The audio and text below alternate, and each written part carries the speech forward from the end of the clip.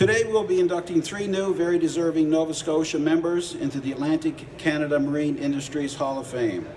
The 3 individuals were nominated by their peers and are very worthy inductees who have made major impacts in the marine industries field.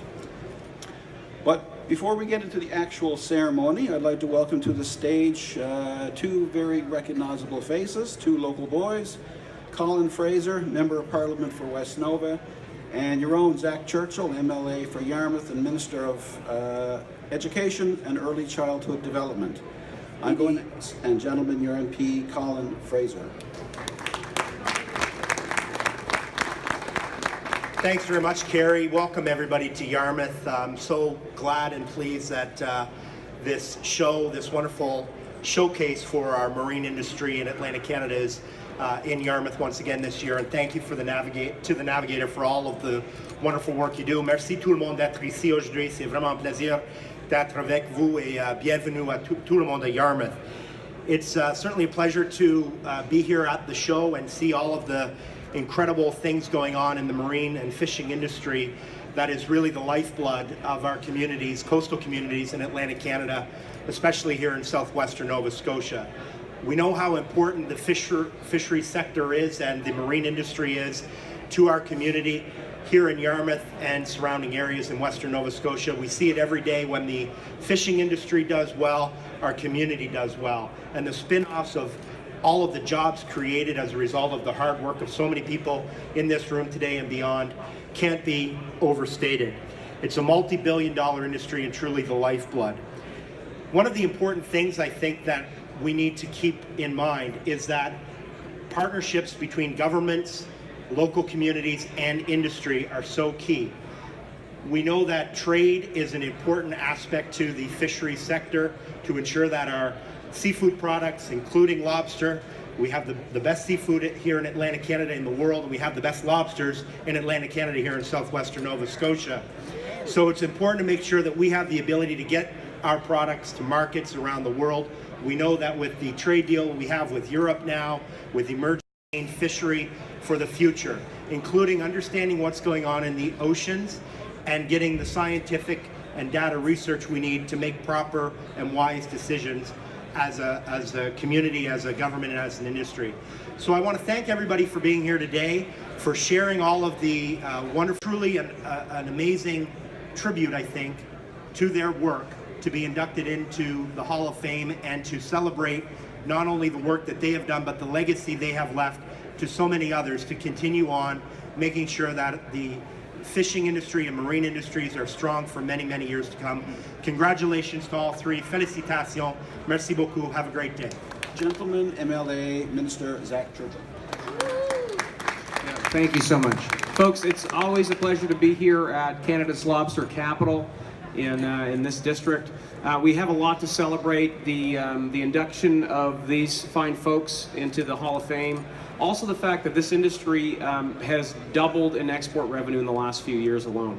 We've increased revenues into this province through our fishing exports by about $2 billion.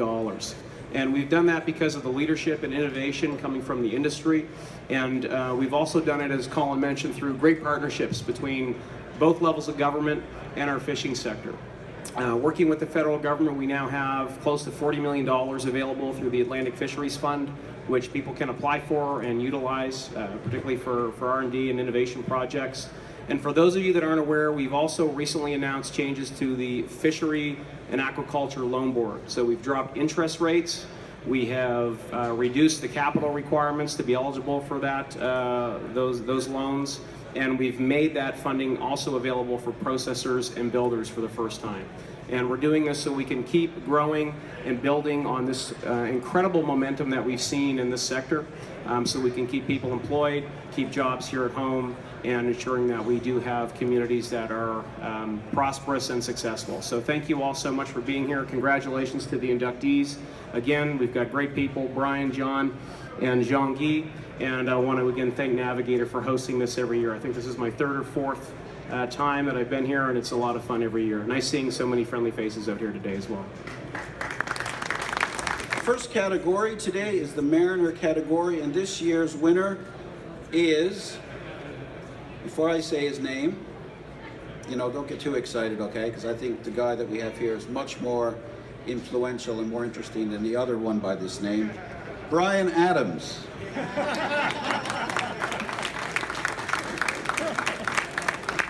I'm sure you've never heard anything like that before. No, of course not. No. Brian Adams, with an I, not a Y, was born in 1948 in the community of Cape George, Antigonish County, Nova Scotia. He was the 9th of 14 children born to parents Alex and Ella Adams. A 6th-generation fisherman, Alex Adams provided for his family by fishing lobster, cod, herring, and mackerel, as well as operating his own beef farm. Brian has been fishing for more than 40 years and grew up knowing the meaning of hard work by fishing and working on the farm with his siblings and father during his teen years. In 1978, he started fishing snow crab and mackerel seining as a deckhand aboard his brother-in-law's vessel out of Pleasant Bay, Cape Breton. He did this for a number of years until he purchased his own enterprise in 1981 to fish lobster and longline cod. In 1984, there were snow crab licenses issued by DFO for this relatively new fishery, with the purpose of creating a crab fishery that would supplement the lobster fishery at the time. There was no recognized inshore crab representative group at this time, so Brian started talking with other concerned crab harvesters and helped form the Area 19 Crab Fisheries Association, better known as CFA 19. He became the first CFA 19 president and served until 2010. In his 25 years as president, Brian was instrumental in leading negotiations and convincing DFO managers and others to move away from the existing global competitive quota-style harvesting plan and bring in individual quotas and individual transferable trap quotas for the Area 19 crab fishery. The harvesting plan was very unique and was one of the first of its type in this fishery. For many years, Brian also worked with DFO snow crab scientists in providing information and advice on harvesting quotas. Since 2004, Brian has been active with a number of other organizations representing lobster harvesters, including the North of Smoky Fishermen's Association, Gulf Region. He also currently sits on the Gulf Nova Scotia Fleet Planning Board. He's also served as president of the Pleasant Bay Fishermen's Committee, board member of the Pleasant Bay Harbor Authority, and president of the Pleasant Bay Harbor Authority. And if that was not enough to keep him busy, he was also the first fire chief and founding member of the Pleasant Bay Fire Department. He continues to advocate for a number of volunteer organizations in his community of Pleasant Bay. Ladies and gentlemen, Brian Adams.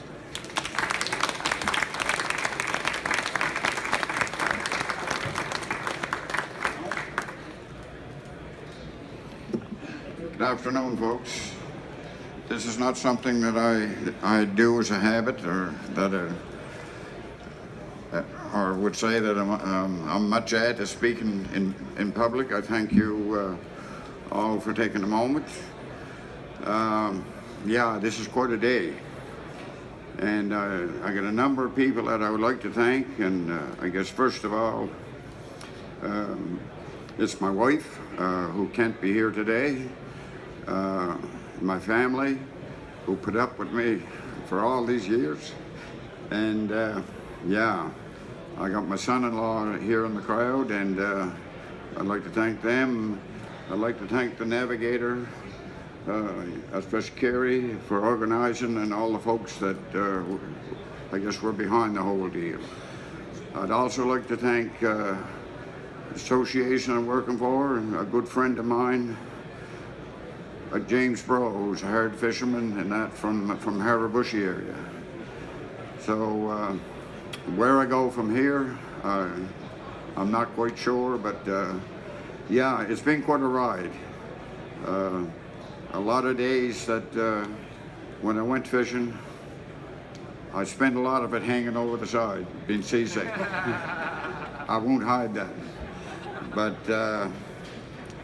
yeah, you had a young family to feed, and I found there was a need for somebody to carry the ball and doing what I'm doing, especially in the snow crab fishery. Snow crab fisheries are very, very important to our coastline, I lobster fished as well, and ground fish, of course, before the moratorium came on. But I'll finish up by saying that when I did get started in 1984, I got my crab license. I think, and don't quote me on this, there was something like, there might have been maybe 20 licenses in the area. When I finished up in my tenure, over the 25 years, we ended up with 184 licenses in that zone, and that was from Margaree Harbour to Bay St. Lawrence, included 5 harbours. And how we managed that was in regard to getting licensed. Everyone that had every fisherman, whether it be man or woman, that had a lobster license ended up with a crab license. I always wanted to write a novel someday to explain the thing, but it's something that's working real well. Everybody doesn't have the same amount of traps, but it's been working well so far anyway. So I'm not going to wear this thing out. I want to thank you and thank everybody that had nominated me. Thank you.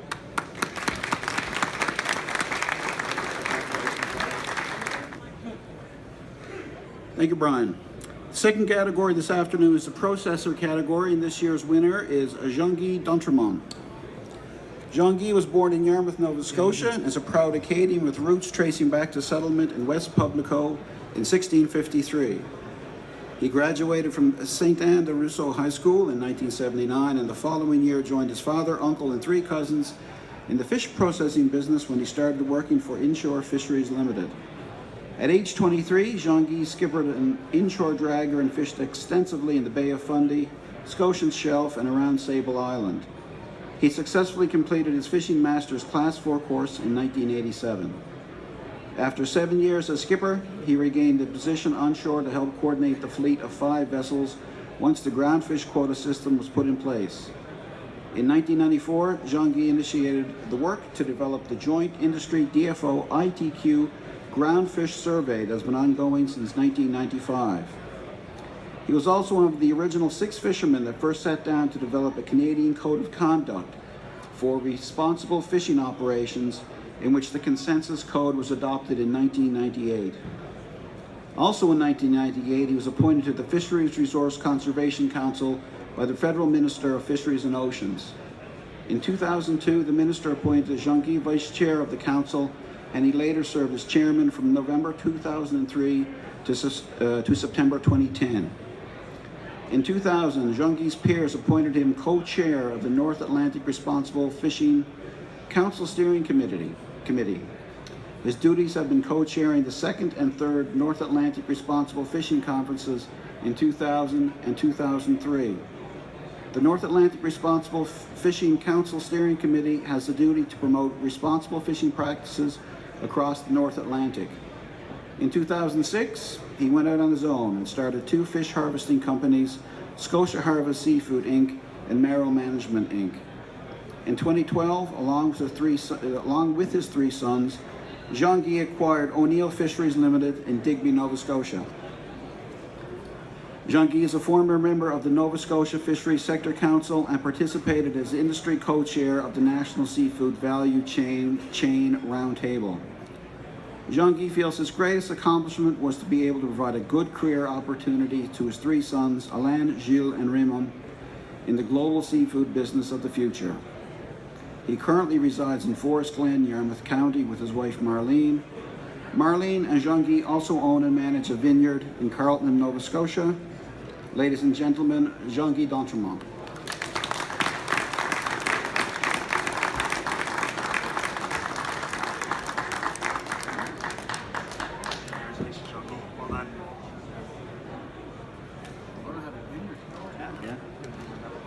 I want to thank you all for coming. This is very special. I was selected by my peers, and I appreciate that.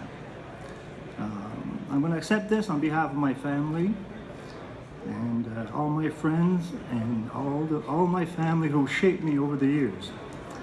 So the fishery doesn't. Some people, a lot of times, people ask me, "Is the fishery over? Is it dead?" I always say no, it changes. You have to adjust and adapt, but it'll always be there. So with that, thank you very much, and thank you. Last but not least, John. We had a few words there before the ceremony. The final category is the builder category, and this year's winner is John Hines. John was born in 1946 in the community of Central Argyll, Nova Scotia.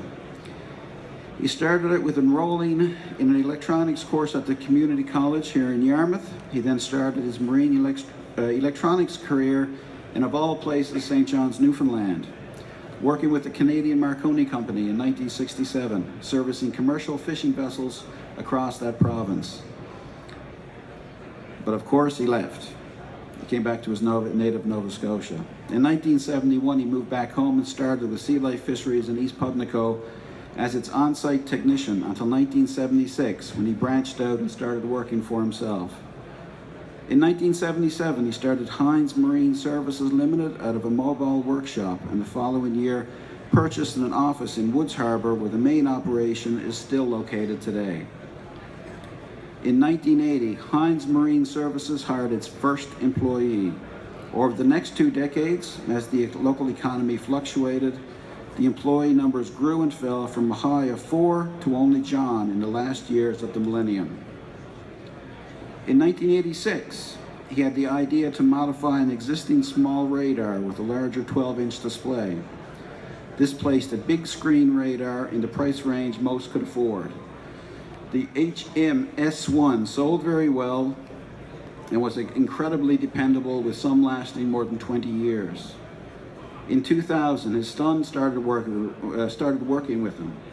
Over the next several years, John trained him not only how to troubleshoot electronics, but more importantly, how to make a name by taking care of their customers.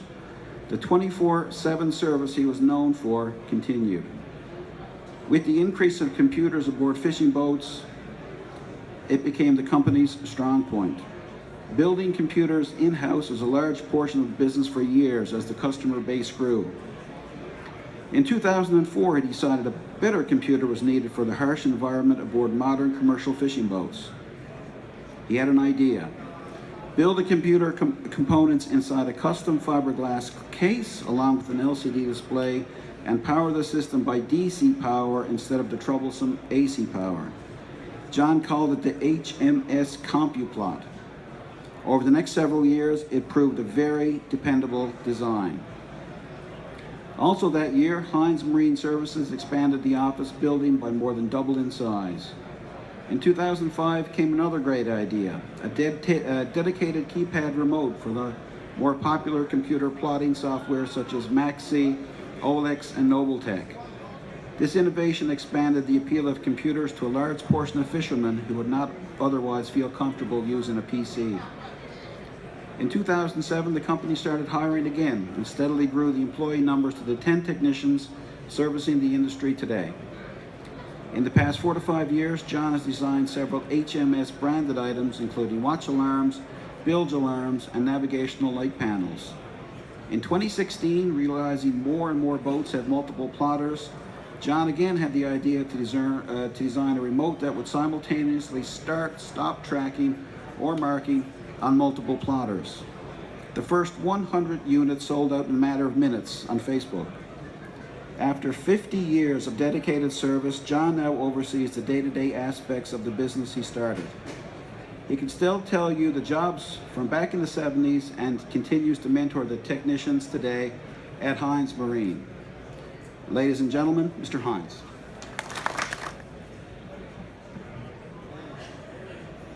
I recognize a few faces in the crowd. They've been with me as a customers and stuff for a good many years. And that is the basis of a business, is customers that are loyal and stay with you no matter what.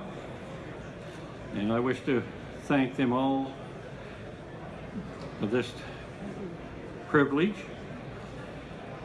And it, as one of the other gentlemen said about the family, You can't do this business without a family. So therefore, I thank them,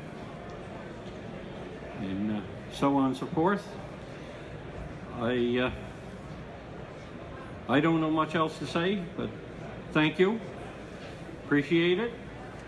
And we'll leave it at that. Thank you.